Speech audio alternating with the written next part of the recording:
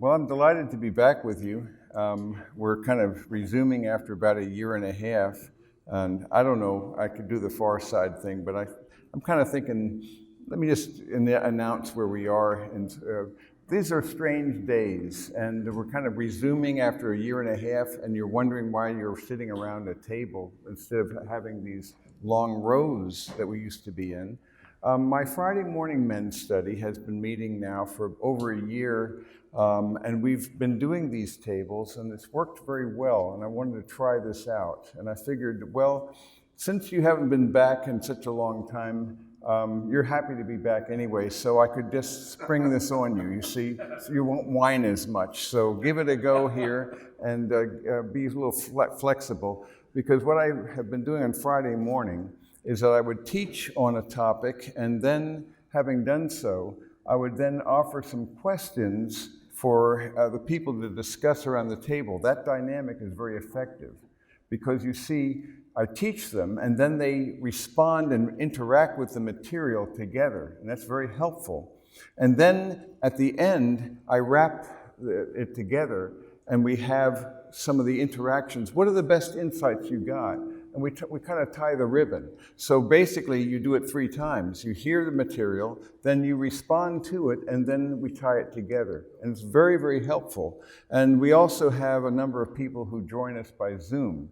And then their table, as it were, is your table. So you have your table, they have their own, quote, table. So so you have to bear with me. So I'm going to give you a question. Usually I give 3 questions on Friday mornings. I'll just give you 1 today for us to consider. So just bear with me, give it a go, and I think you're going to find that the dynamics of your discussing this, rather than just being passive, I think would be very helpful. So exploring that together. I'm very glad to be back at this facility. It's really a great situation here, and so I'm delighted to have this back. And for those of you how many of you have been with us on the Zoom calls? Most of you have been, so it's good to have you, and we have a lot of people with us on Zoom right now. And as you would know then from that, we're up to Ruth chapter 2. If you were with us last 2 weeks ago, we were talking about the book of Ruth, and we talked about the theme and the purpose of this remarkable book.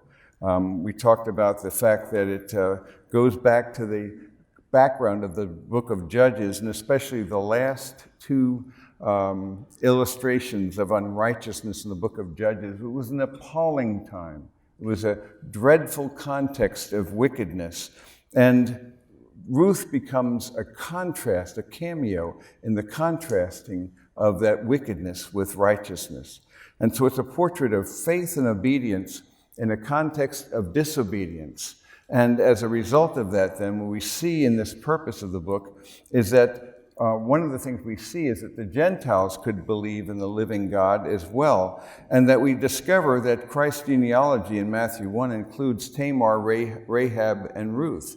And so we can see how a Gentile woman could be a part of David's royal lineage. Several things. The grace of God reaches out, and we see this cameo of righteousness and goodness, in spite of the fact that it seems that all had gone awry, and that everyone was doing that which was right in their own eyes, which seems very reminiscent of our own time, you see. So that at the end of the day, right now, if you wanted to characterize our own culture, it would be the idea of the autonomous self.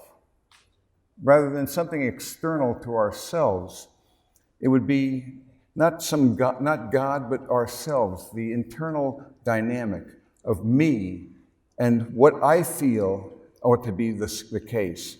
And so there would seem to be no boundary to their disobedience. And there was a spiral that we could see that went down and down and down. And we could see those descending spirals in the cycles of the Judges, where there would be 7 cycles that are illustrated in the book of Judges.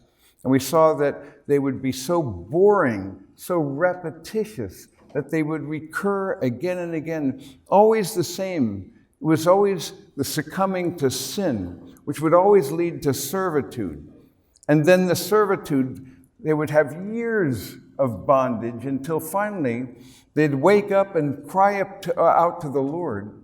And then God would provide salvation through the form of a local deliverer, a ruler, a judge, who would deliver them from that oppression and bring about a period of silence or deliverance for a time until the cycle repeated again. And so it continued again and again, 7 times around that you see these 7 cycles of the book of Judges. You could also call it rebellion and retribution, repentance, restoration, and rest. It's the same thing again and again. And so what you had here was a descending vortex going down and down. And as it goes further down then, further away from God, it's no surprise that when this book opens then, you see a remarkable image here of how there was, in fact, a context of evident judgment in this book. Because we can see from the very beginning of it that when the judges governed, there was a famine in the land. Why was there a famine? Because remember, there was the blessings and the cursings that were given. And as a consequence of disobedience, they would not have the early and latter rains. So their disobedience would be evident in that famine. In fact, Bethlehem, the house of bread, there'd be an ironic image there because it was no longer a house of bread at all. And they'd have to go to another land, to the Moabites, in order to find some kind of relief from this famine.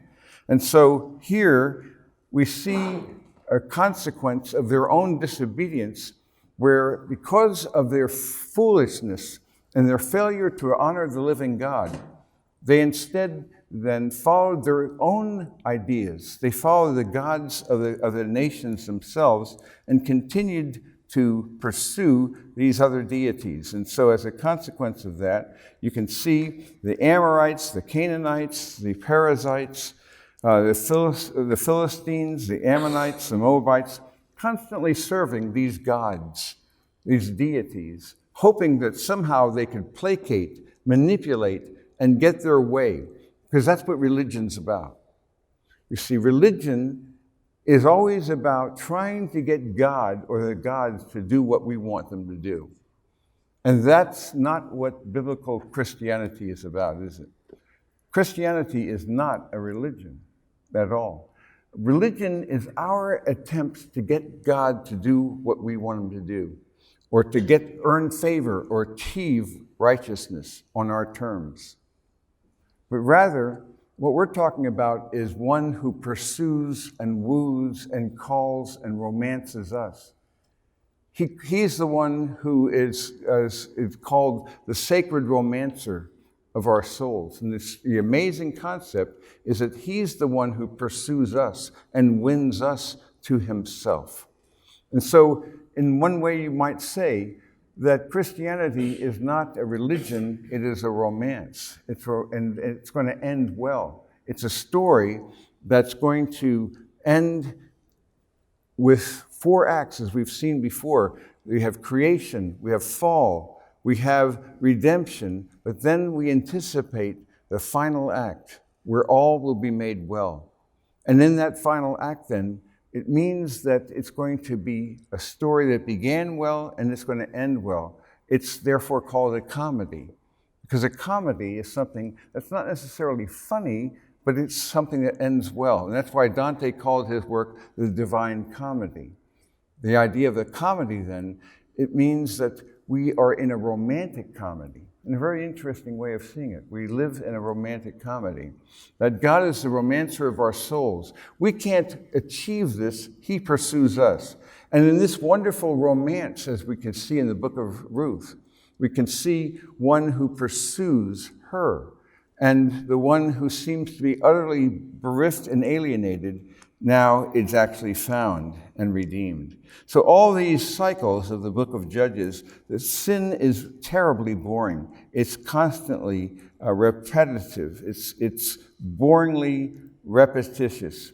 And we saw in our last time when we were looking at the book of Ruth that everyone did what was right in his own eyes. The famine in the house of bread. Elimelech took his wife Naomi and their 2 sons across the Jordan River to the country of Moab. And so there we saw then that Moabite, after losing her husband and sons, Naomi decided to return to Bethlehem because the famine had finally broken after all these years.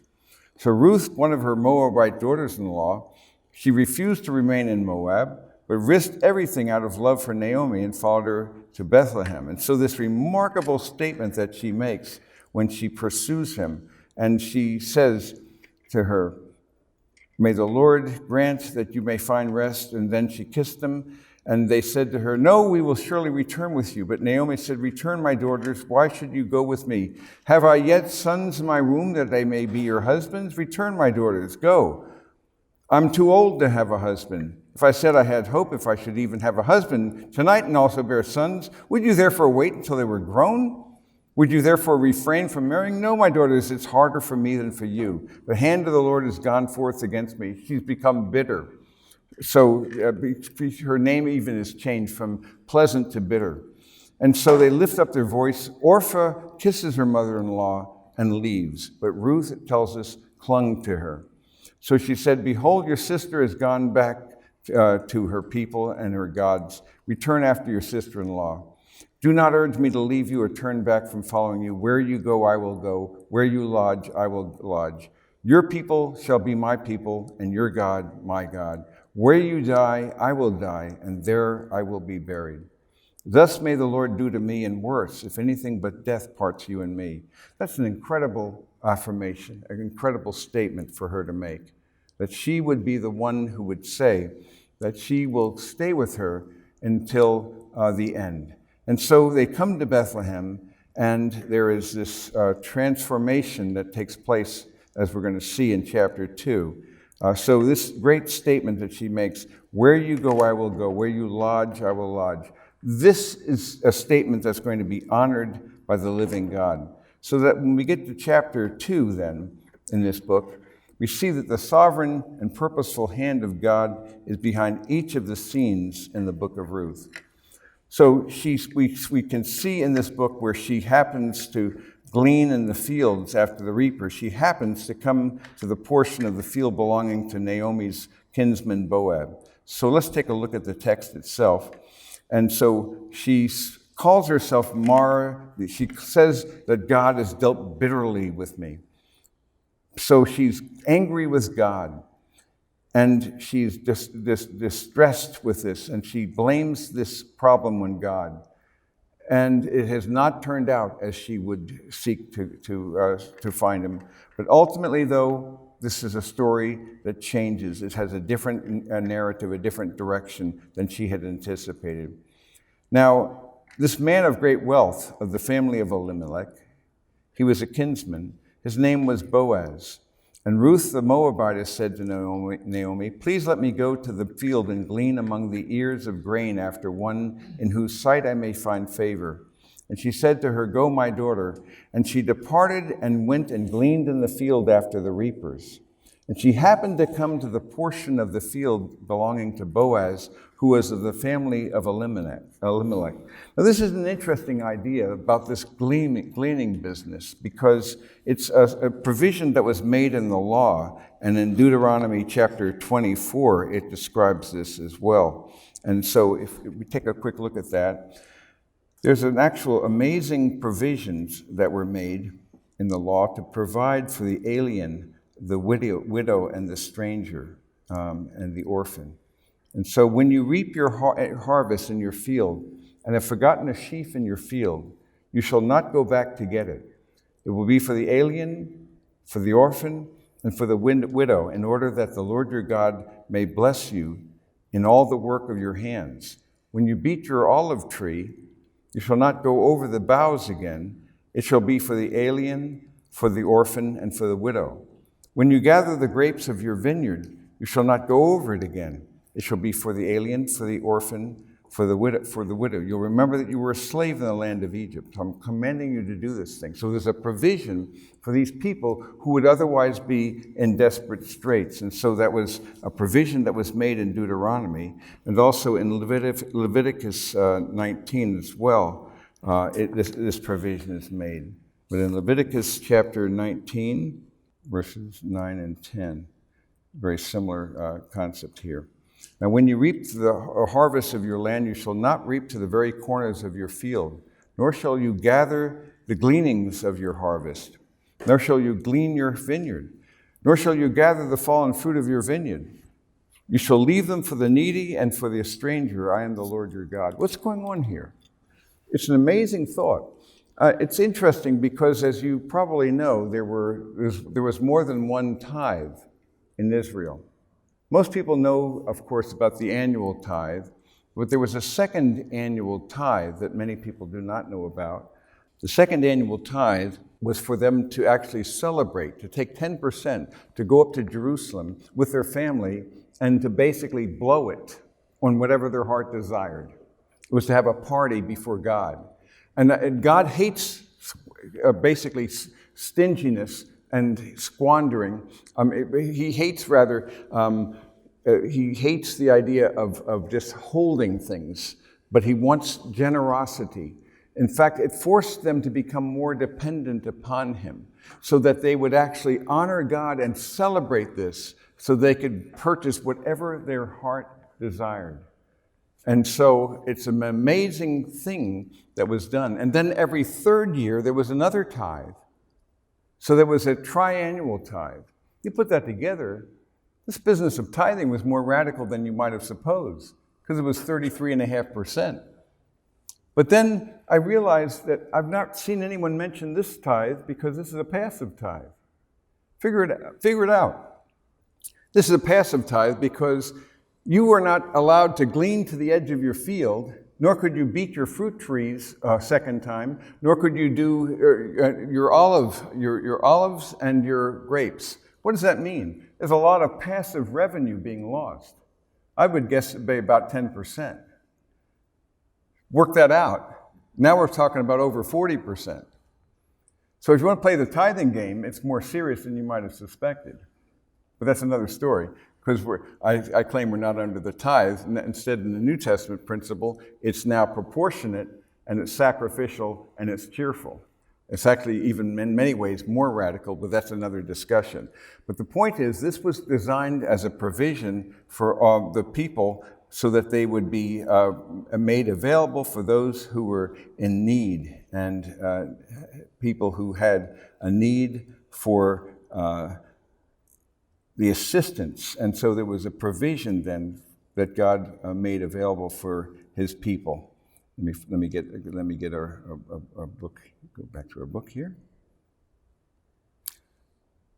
So she goes to this field, and it happens to be, and it's apparently in a happenstance, but in the provision of God, it turns out to be the field of a near kinsman. And so she gleans in this field after the reapers, and Boaz, who's of that family then, tells the reapers, and I love the way he greets them, "May the Lord be with you." It's just a great way of seeing that he is a man of God, and he blesses his people in the name of the Lord. So there's this wonderful mindset that he has in his servants in charge. Whose young woman is this? And so they're all looking at her. And she's the young Moabite woman who returned with Naomi from the land of Moab. He says, "Please let me glean and gather after the reapers among the sheaves." And so she came and has remained from the morning until now. She's been sitting in the house for a little while. So Boaz tells Ruth then, "Listen carefully, my daughter. Do not go to glean in another field." So he wants to protect her, look after her, because it could be a dangerous situation she could be in.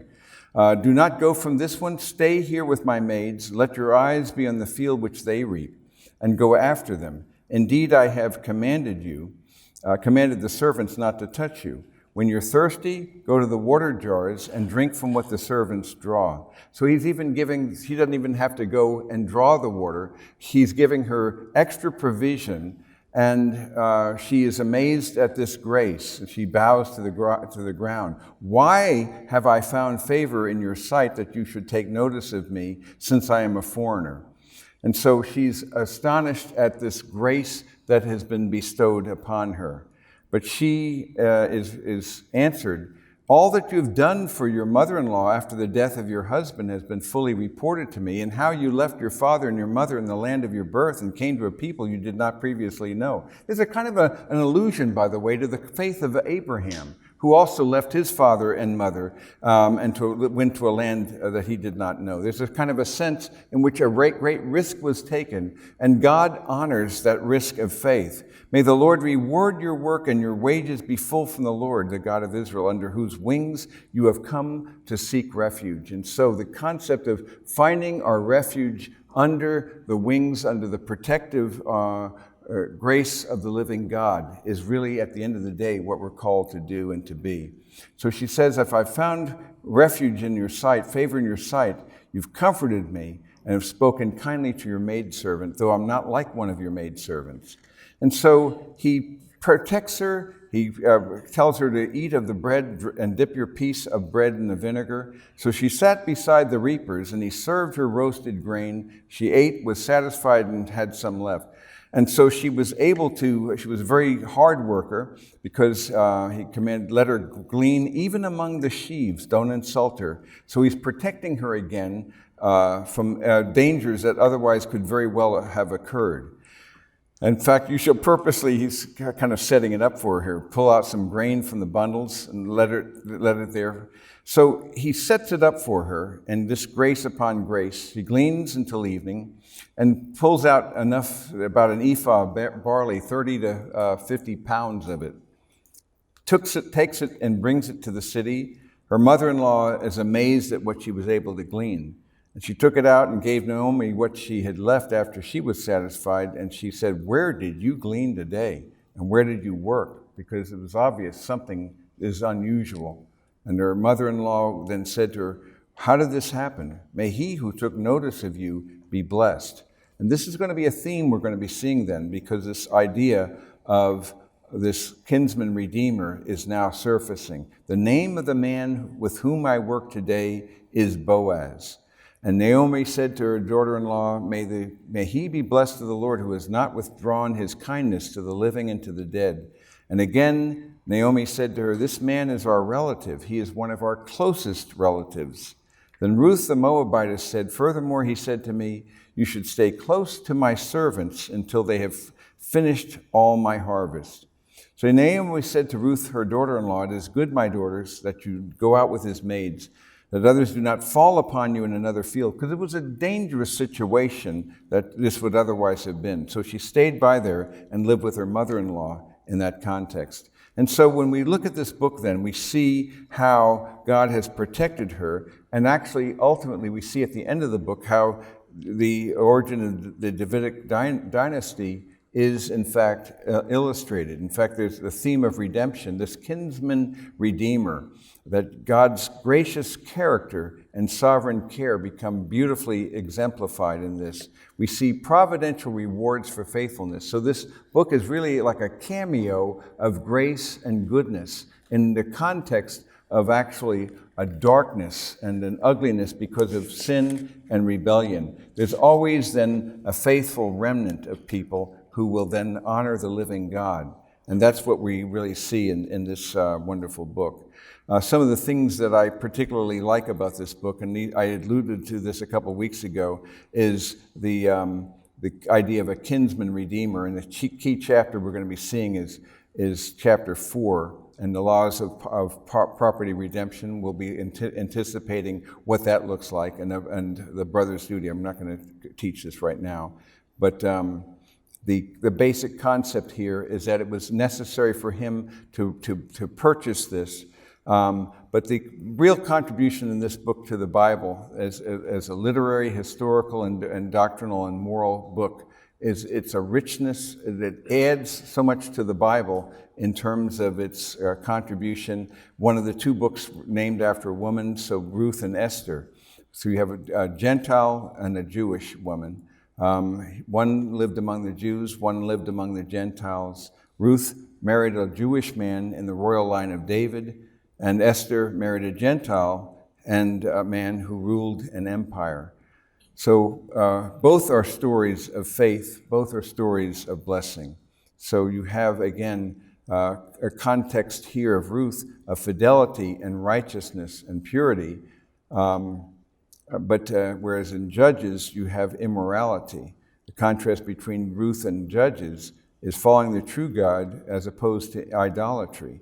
Devotion instead of decline.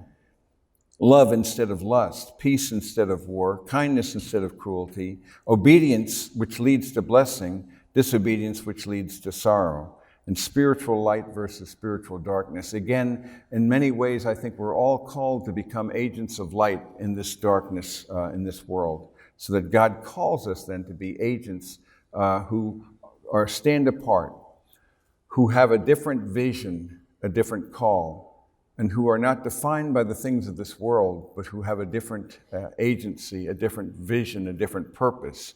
And you can't do this on your own. You have to have another agency in your heart, another life, to know Christ and to become like Him. You can't just do this on your own. You have to have the support of a community of people who are like-minded.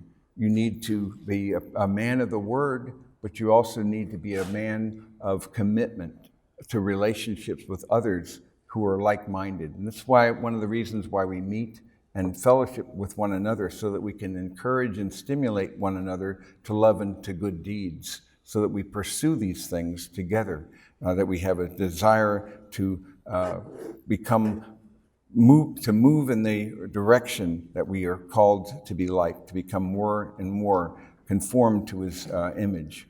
We talked about this kinsman redeemer, or Goel, a close relative. We saw that he has to be related by blood to those whom He redeems. Must be able to pay the price of redemption, as we're going to see. And we must be willing to redeem and must be free Himself. And that's our Lord. So that you and I, as we look at this book, are granted the grace of having this kinsman redeemer. Because Jesus took our humanity, and because of His solidarity with our condition, became one with us. And because of that then, He is able to pay the price of redemption in His perfection. He was able and He was willing to redeem, and He was free Himself because He was Himself without sin. So we now have His righteousness that brings us into a right relationship with the living God. Given that, then, I want to have a few minutes around the table, and I'd like you to do something to consider what are the implications for your life of this book, of what it is like to have the idea of a redeemer, that you walk in a way that's different from the culture, so that as you can see in your own life, how can you, in a context when we're very much like the book of Judges, we're living in a culture that has really abandoned God's grace and word, and we find ourselves in that darkness of idolatry and movement away from the purposes of God. The world is no friend of grace. So how do we then thrive and flourish in this world? Or another metaphor is we're in Babylon, another way of seeing it. So how do we thrive in this context? So what are the things, the tools, the implements that we can use in order to continue the journey with excellence and with skill? So how can we encourage and stimulate one another to love and to good deeds? I'd like you to spend a few minutes just processing that and how some of the principles of this book might apply in your own life. So we'll just take a few minutes and then we'll gather back. What insight did you get around your table? No insights? What's the net of the matter? You all agree with me. I got to tell. We discussed how it's difficult in the culture. We're in the midst of darkness, and it's difficult to be a reflection of God's love and grace in a loving and graceful way, without trying to speak the truth and do it then in a manner that maybe does more harm than good. Yes. We try to be loving and graceful, and be keep a word for reflecting our attitude, the steadfast love that Christ has demonstrated toward us. Mm-hmm. There's a winsomeness about this. It's one of the, I don't know if you've seen The Chosen yet, but it's one of the things I like about that is that Jesus in The Chosen has a sense of humor, and he's winsome and has a draw that he's not that doesn't push back, but there's something about him that draws you to him. And that's what I think you need to be as a person who attracts, not repels. Being more known for what you love than what you're against. So that if you are more and more in love with the living God, that becomes manifest. That interior life then becomes expressed through the prism of your personality in a way that there's something authentic about you, that there's a shalom. So if you begin to be a person who manifests the fruit of the Spirit, what is the fruit of the Spirit? You all know it. Say it with me. It's love, first of all, and then what? Joy, then peace, then patience, kindness, goodness, faithfulness, gentleness, self-control. Just go through that list again. Love, joy, peace, patience, kindness, goodness, faithfulness, gentleness, self-control. You're around a person who manifests those qualities. That person is attractive. That person is winsome. That person is someone you want to be around because they're other-centered. They are a person who is like Christ. What I love about that, though, is that no two people will evince the fruit of the Spirit in the same way. Each of you will be a unique, palpable expression of that vitality of Christ in you, the hope of glory, in such a way that no one else can do it. That's what I love about this. And so his desire for us is that the more we become like him, the more then others are drawn to him, and not so much to us, but to him in us, you see. So that we're not ends in ourselves, but we are, in fact, agents who become more transparent, so that they no longer see us, but they see him in us. So that when you abide in the brine, they see a quality of life in you, that the life of Christ is being manifested in you and through you, as you, but in a way that you also manifest a quality that is connected with other people. You're not a loner. You're also a person who's connected with and committed to you, because in a way we are covenantal people. We become defined by our commitments to other people, you see. So we are defined by our covenants with other people as well. So if you are a person who you're a man of your word, that you're a man who is trustworthy, your bond and your word, that they're one and the same, that you're a man who can be counted upon, that you're a man who also doesn't waver. You're not wringing your hands in despair in this difficult time, but rather you have a shalom, a peace. Why? Because you're not focusing just on the news, but you have another source of input. This is why, again, the world versus word ratio needs to be carefully considered. You need to carefully review that, because when the scriptures invite us to say whatever is pure, true, and honorable, and right, and pure, and lovely, whatever is of good repute, any excellence, anything worthy of praise, there's a command here. We're called to dwell in those things. That's about as good a definition of the opposite of the news as I can think of. It's about the precise opposite of media. So you have to bear that in mind. Media is not neutral. It will affect your mind, so that you have to be brutally honest with your world and word ratio, and begin to consider what are you chewing on, because it'll affect your way of thinking, and then the way your mind turns to. What does your mind turn to when it's in neutral? When you're waiting online, when you are waiting on hold, when you are waiting in traffic, what does it turn to?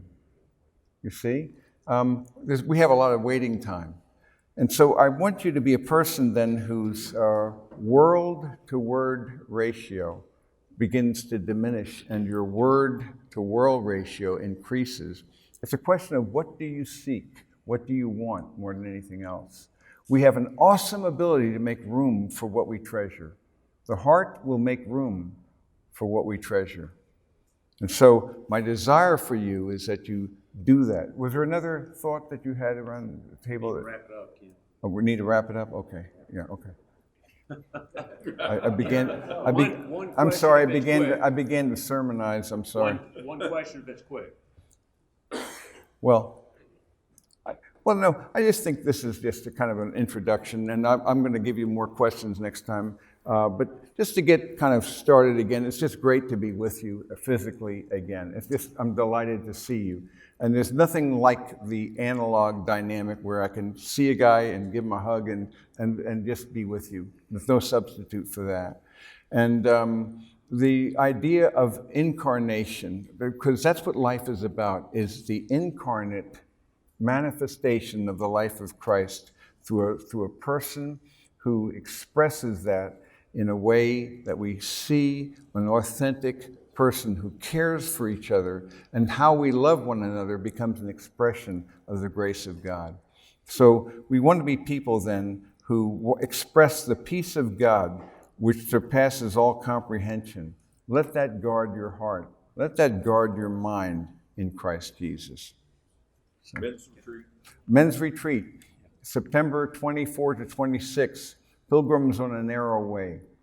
I'm going to start off with talking about the Pilgrim's Progress and some metaphors of what is it like to be in this very quick. Have you noticed how quick and the sojourn is, how brief it is, and where we're going, and the narrow way, and what's the destination? So we're going to be talking about that, and we're going to talk about how can we make our lives matter. And what's the most effective way? How can we end well so we can hear the words, well done, good and faithful servant? And what are the challenges along the way that we will face? We're going to have a number of good speakers to help us in that process, thinking it through. What does it mean to be men of faith, hope, and love in these times? So it's going to be great. It's going to be at Callaway.